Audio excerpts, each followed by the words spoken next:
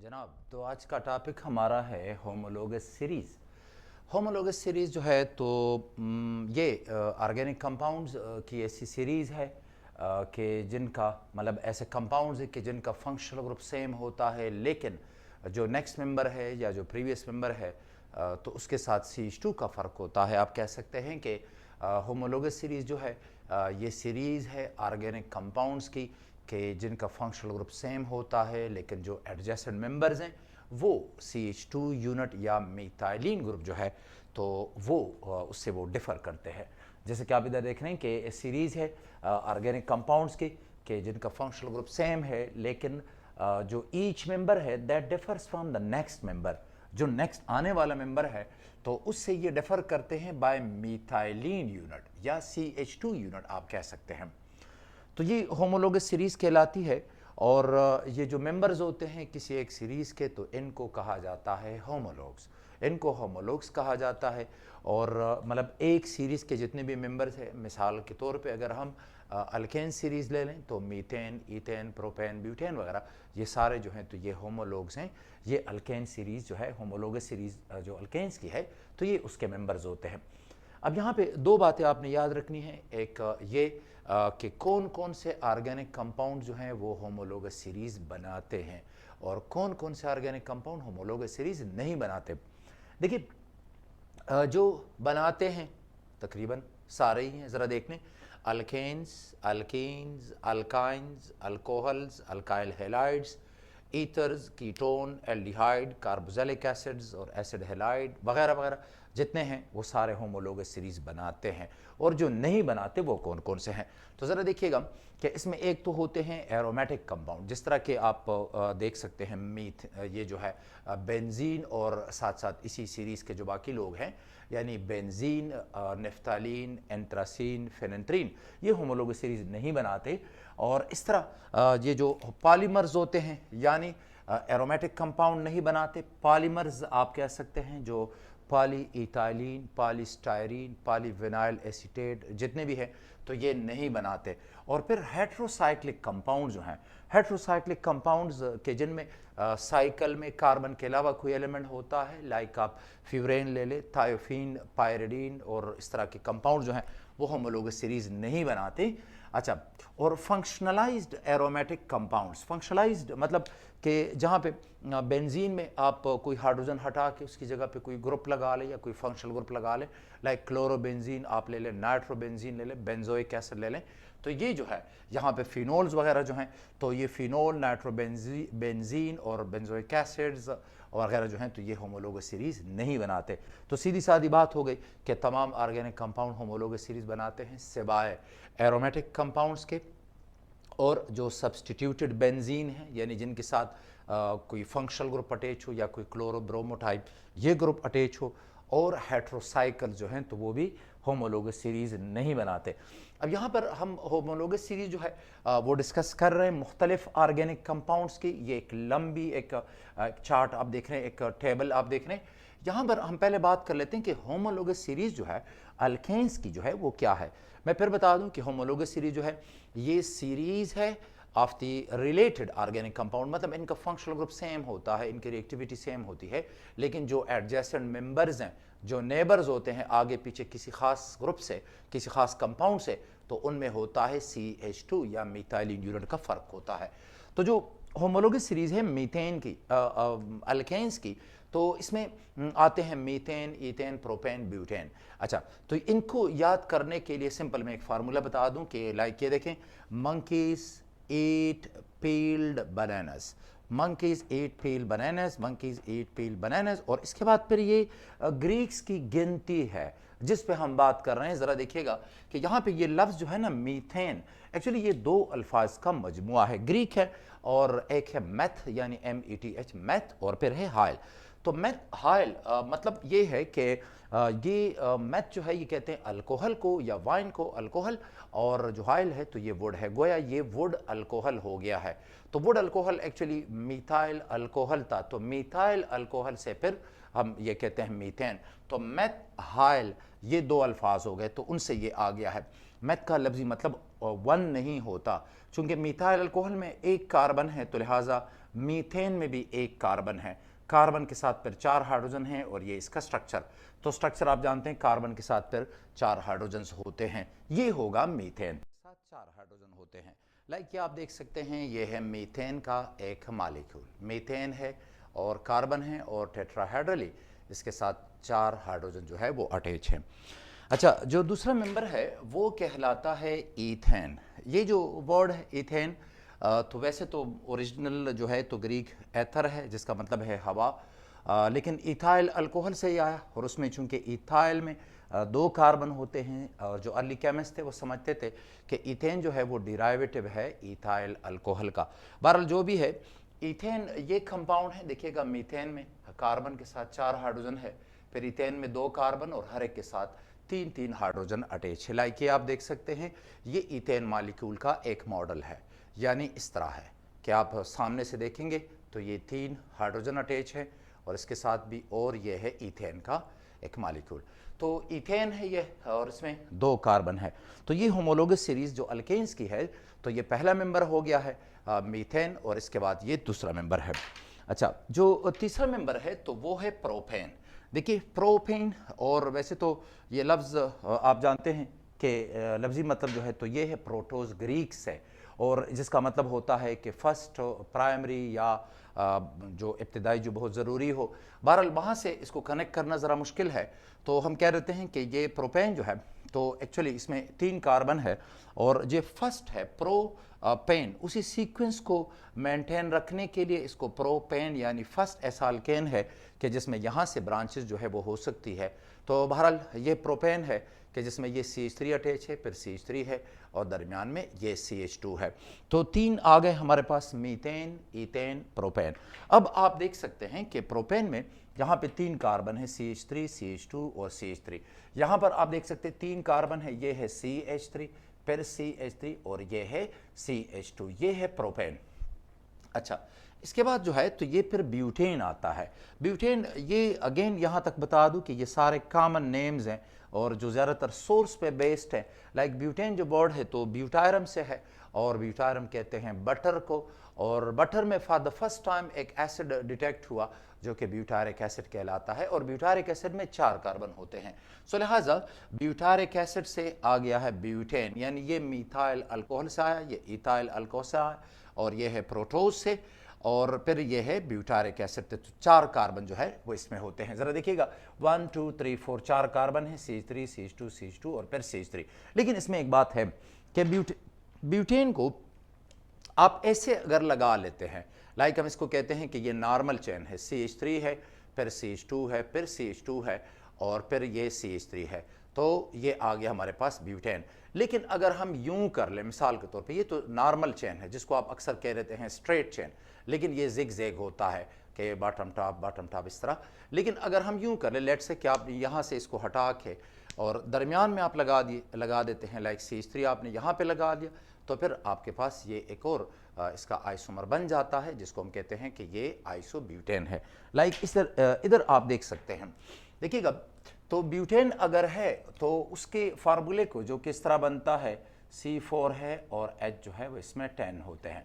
तो आप इसको नॉर्मल चेन लिख सकते हैं, लाइक ये जैसे आप स्ट्रेट चेन कहते हैं, या फिर इसे आइसो आप कह सकते हैं, CH3 CH, उसके साथ CH3 है, फिर उधर भी CH3 है, तो ये फिर आइसोब्यूटेन है। मैं ये कह रहा हूँ कि आपको ये अंदाज़ा हो कि इससे ऑनवर्ड जो होते हैं ये सारे एक एक मॉलिक्यूल है और एक एक कंपाउंड है, इससे ऑनवर्ड जो हैं तो फिर आइसोमर्स होते हैं, आइसोमर्स, जैसे कि ब्यूटेन के हैं एन ब्यूटेन, आइसोब्यूटेन। और फिर आगे मैं बता दूं कि अगर आप लेते हैं 5 कार्बन, तो अब यहाँ से गिनती स्टार्ट हो जाती है। याद रखिएगा कि ये जो है पेंटा, तो ये ग्रीक से है, पेंट का मतलब होता है 5 और 5 कार्बन है इसमें, और हेक्स का मतलब है 6, तो इसमें 6 कार्बन है। हेप्ट का मतलब होता है 7 कार्बन है। ऑक्टा 8 को कहते हैं, 8 को कहते हैं 8 कार्बन है।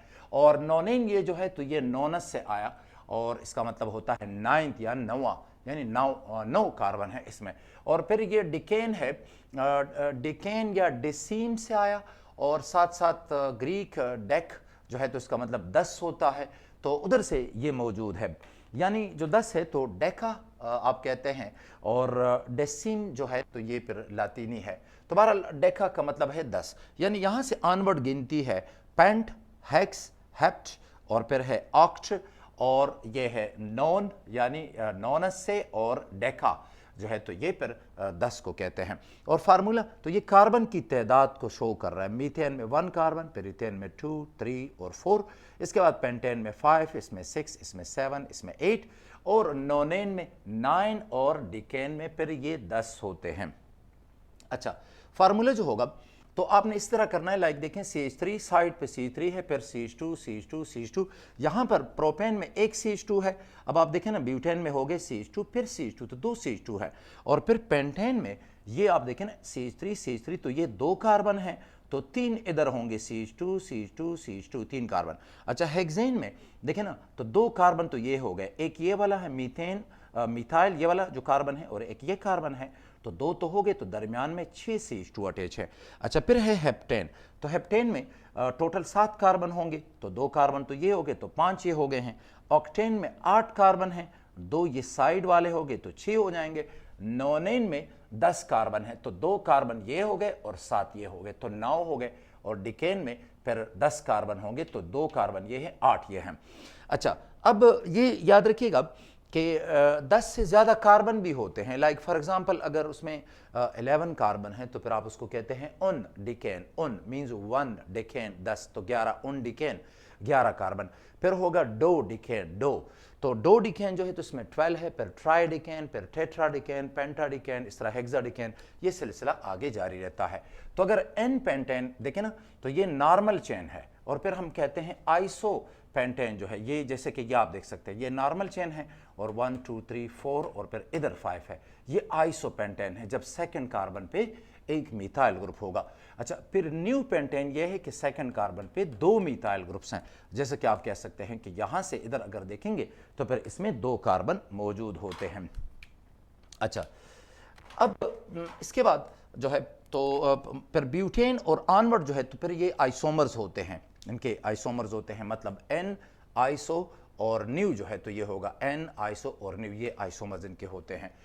तो ये हमारे पास है होमोलोगस सीरीज अल्केन्स की। अब अगर हम मुख्तलिफ ऑर्गेनिक कंपाउंड्स की बात कर लें जो होमोलोगस सीरीज बनाते हैं, तो ज़रा देखिएगा कि ये जो हमारे पास है अल्केन्स की होमोलोगस सीरीज, तो वो ये है कि फार्मूला जो है वो जनरल फार्मूला इसका ये है। आप यहाँ पे प्रॉपर्टीज देख सकते हैं, आप देख सकते हैं कि मैंने यहाँ पे लिखा हुआ है कि all members of a particular homologous series they have same functional group.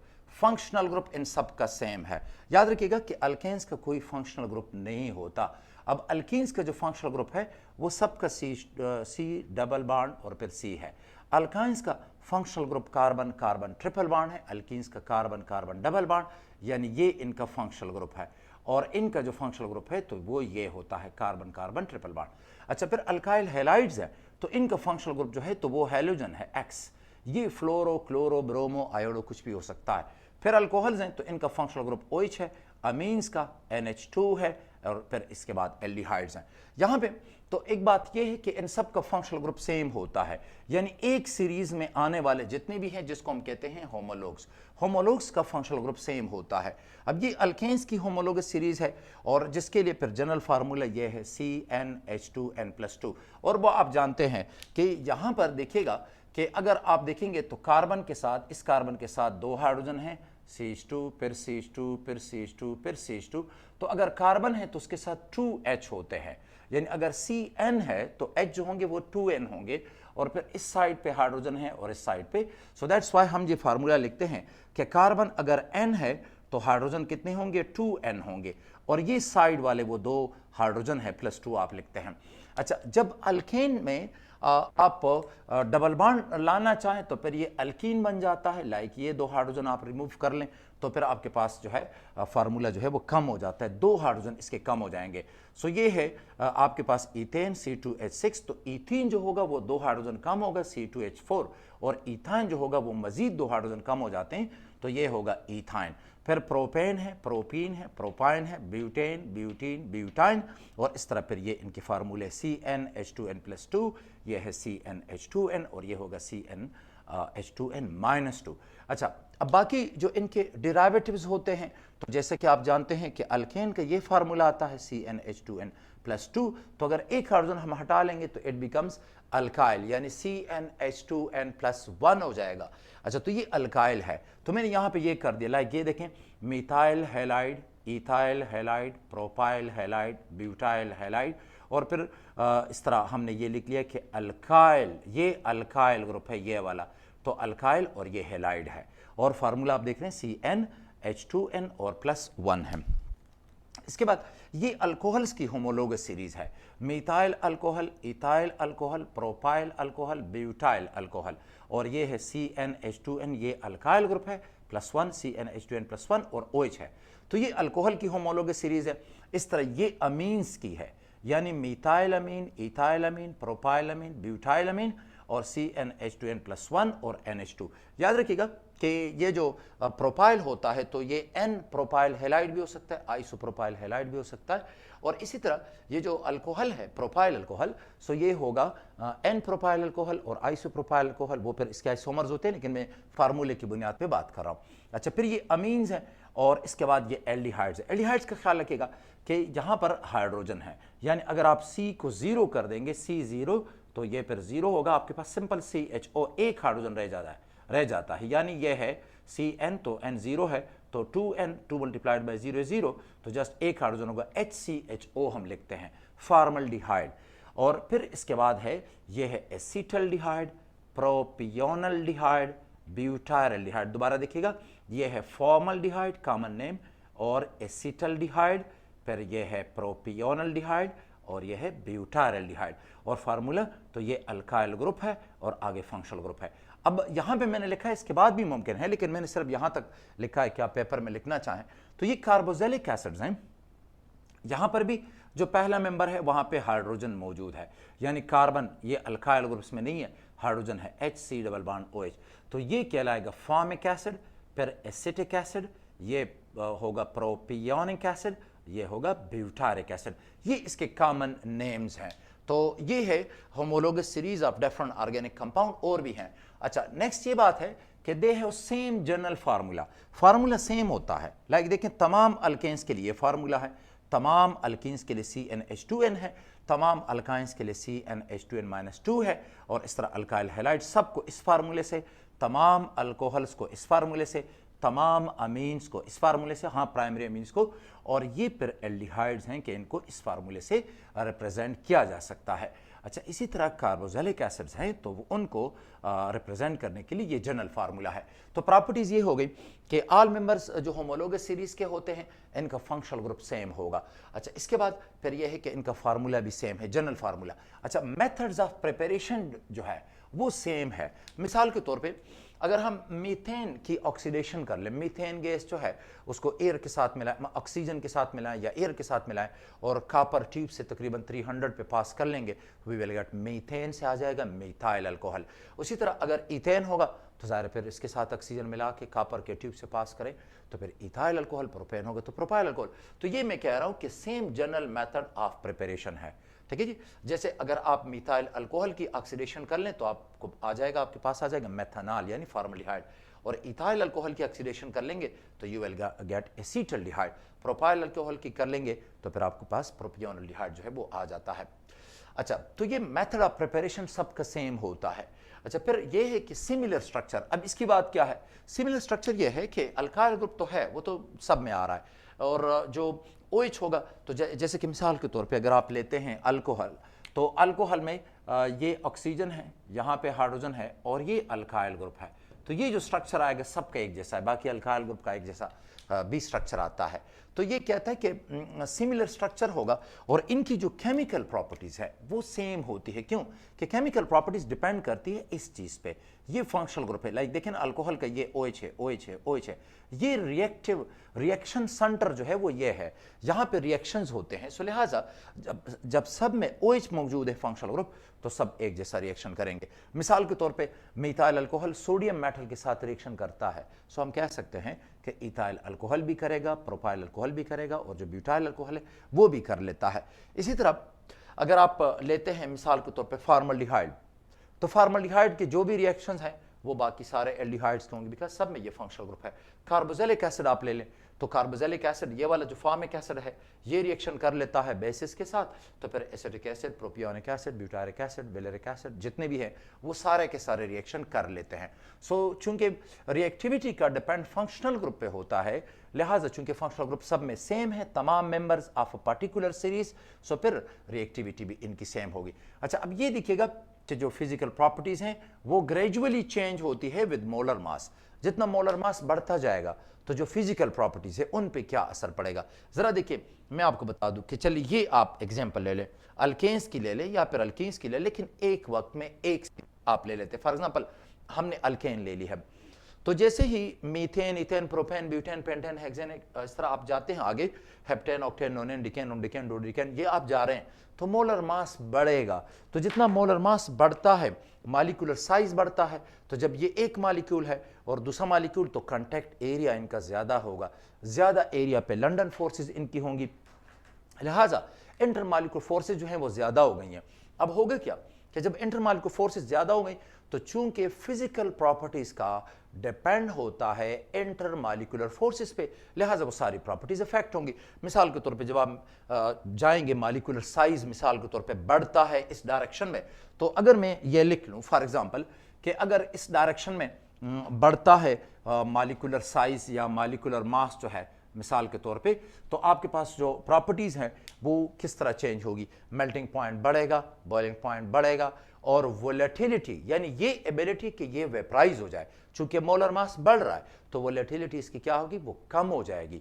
अच्छा, फिर सरफेस टेंशन जो है तो वो भी सारे इंटरमॉलिक्यूलर फोर्सेस की वजह से है, तो जैसे जैसे मोलर मास बढ़ेगा, साइज बढ़ेगा, तो सरफेस टेंशन भी बढ़ेगा, विस्कोसिटी यानी गाढ़ापन जो है वो भी बढ़ेगा, और इस तरह मजीद जो फिजिकल प्रॉपर्टीज हैं वो भी ग्रेजुअली जो है वो चेंज होती जाएंगी। तो जो फिजिकल प्रॉपर्टीज हैं वो डिपेंड करती हैं मॉलिक्यूलर साइज पे और मॉलिक्यूलर वेट पे। अच्छा, फिर अगर एक आपके पास कंपाउंड, इस तरह का कंपाउंड तो एक नहीं है लेकिन आइसोमर्स हैं, लाइक एन, आइसो और न्यू, तो फिर आपने इसके शेप को देखना है कि शेप अगर स्ट्रेट चेन है तो चूंकि कांटेक्ट एरिया ज्यादा होगा, लिहाजा बॉइलिंग पॉइंट ज्यादा होगा, चूंकि दोनों स्ट्रेट हैं, लाइक ये देखें ये भी एन पेंटेन फॉर एग्जांपल और ये भी, तो जब ये आएंगे तो इनका कांटेक्ट एरिया ज्यादा है, तो ज्यादा एरिया पे लंडन फोर्सेस होंगी तो बॉइलिंग पॉइंट ज्यादा होगा। लेकिन अगर इसकी ब्रांचेस हो जाती हैं, जैसे कि ये आप देख सकते हैं, इट बिकम्स मोर लाइक, आप कह सकते हैं स्फेरिकल हो जाता है फुटबॉल की तरह, तो जब स्फेरिकल होगा और दूसरा भी स्फेरिकल होगा तो कांटेक्ट एरिया कम हो जाता है, तो फिर इन आइसोमर्स में से फिर जो एन है उसका बॉइलिंग पॉइंट ज्यादा होगा, आइसो पेंटेन का या आइसो जो भी आइसोमर है उसका कम होगा, और न्यू का जो है वो सबसे कम होगा।